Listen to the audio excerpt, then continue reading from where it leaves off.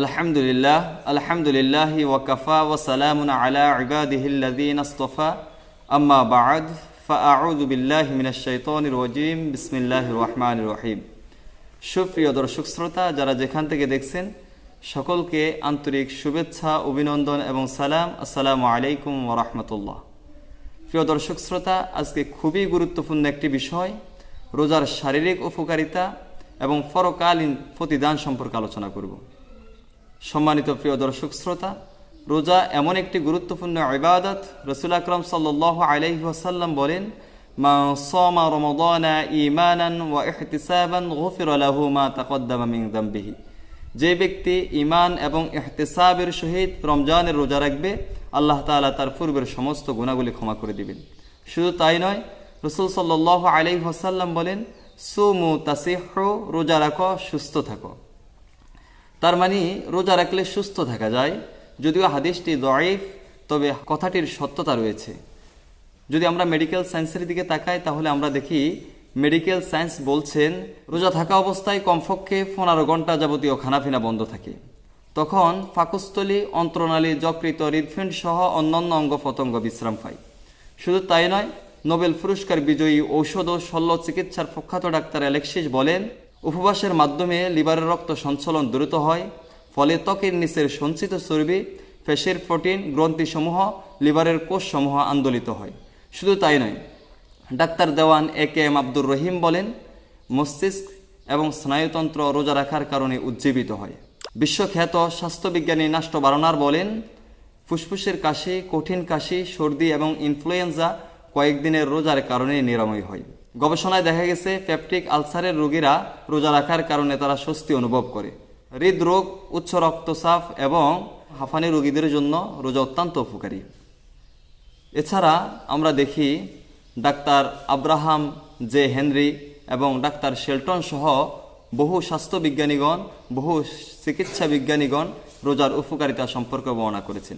এই জন্য আমরা দেখি হাদিসে বলা হয়েছে, সুমু তাসিহু, রোজা রাখো সুস্থ থাকো। সম্মানিত প্রিয় দর্শক শ্রোতা, রোজার যেমন দুনিয়াতে শারীরিক উপকারিতা রয়েছে, তেমনি পরকালে তার প্রতিদান রয়েছে। রাসূল আকরাম সাল্লাল্লাহু আলাইহি ওয়াসাল্লাম বলেন, বান্দার প্রতিটি কাজ তার নিজের জন্য, কিন্তু রোজা এমন একটি ইবাদত, আল্লাহ তাআলা বলেন, আস-সাওমু লি ওয়া আনা আজজি বিহি, রোজা আমার জন্য, উহার প্রতিদান, উহার পুরস্কার আমি আল্লাহ তাআলাই দিব। রোজা এমন একটা ইবাদত যার প্রতিদান স্বয়ং আল্লাহ তাআলা নিজেই দিবেন। অন্য হাদিসের মধ্যে বলা হয়েছে, উহার প্রতিদান স্বয়ং আল্লাহ তাআলা নিজেই হয়ে যাবেন। শুধু তাই নয়, এক হাদিসের মধ্যে রাসূল আকরাম সাল্লাল্লাহু আলাইহি ওয়াসাল্লাম বলেন, রোজাদারদের জন্য যে 2টি খুশির বিষয় রয়েছে, তার মধ্যে একটি খুশির বিষয় হচ্ছে অফারহাতুন ইনদা লিকাই রাব্বিহি, রোজাদার স্বয়ং কিয়ামতের ময়দানে আল্লাহ তাআলার সাক্ষাৎ লাভ করবে। সম্মানিত প্রিয় দর্শক শ্রোতা, শুধু এতটুকুই শেষ নয়। হাদিসে রাসূল আকরাম সাল্লাল্লাহু আলাইহি ওয়াসাল্লাম বলেন, রোজা এমন একটি গুরুত্বপূর্ণ ইবাদত, রাসূল সাল্লাল্লাহু আলাইহি ওয়াসাল্লাম বলেন, রোজা কিয়ামতের ময়দানে বান্দার জন্য সুপারিশ করবে। ইয়াকুলু সিয়ামু আই রব্বি মানাআতুহু তুআমা ওয়াশ শাহওয়াতি বিন নাহারি ফাশাফি'নি ফি, রোজা বলবে, হে আমার প্রতিপালক, উনি রোজা থাকার কারণে দিনের বেলায় পানাহার এবং যৌন কর্ম থেকে বিরত ছিল, অতএব ওনার ব্যাপারে আমার সুপারিশ গ্রহণ করুন। আর কোরআন বলবে, ওয়াকুলুল কুরআনু মানাআতুহু নাওমা বিল্লাইলি ফাশাফি'নি ফি, কোরআন বলবে, হে আল্লাহ, রাতের বেলা উনি জাগ্রত ছিল কোরআন তেলাওয়াতের কারণে, হে আল্লাহ, আজকে ওনার ব্যাপারে আমার সুপারিশকে গ্রহণ করুন। হাদিসের মধ্যে এসেছে, ক্বালা ফায়ুশাফফাআনি, অতঃপর উভয়ের সুপারিশকে আল্লাহ তাআলা কবুল করবেন।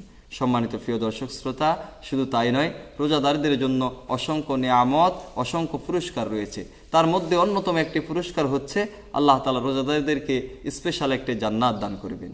হাদিসে রাসূল আকরাম সাল্লাল্লাহু আলাইহি ওয়াসাল্লাম বলেন যে, ক্বালা ইন্না ফিল জান্নাতি বাবান ইউকালু লাহুর রায়্যানু ইয়াদখুলু মিনহু সাইমুনা ইয়াওমাল কিয়ামা। রাসূল সাল্লাল্লাহু আলাইহি ওয়াসাল্লাম বলেন, জান্নাতের রায়্যান নামক একটি দরজা রয়েছে, সে দরজা দিয়ে শুধুমাত্র রোজাদাররাই প্রবেশ করবে এবং রোজাদাররা প্রবেশ করার পর সেই দরজাটিকে বন্ধ করে দেওয়া হবে, অন্য কেউ সেই দরজা দিয়ে আর প্রবেশ করতে পারবে না।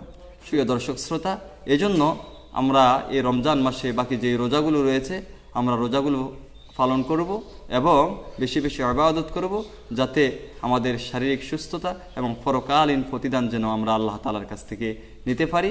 আজকের মতো এখানে সমাপ্ত। ওমা তাওফিক ইল্লা বিল্লাহ। আসসালামু আলাইকুম ওয়া রাহমাতুল্লাহ।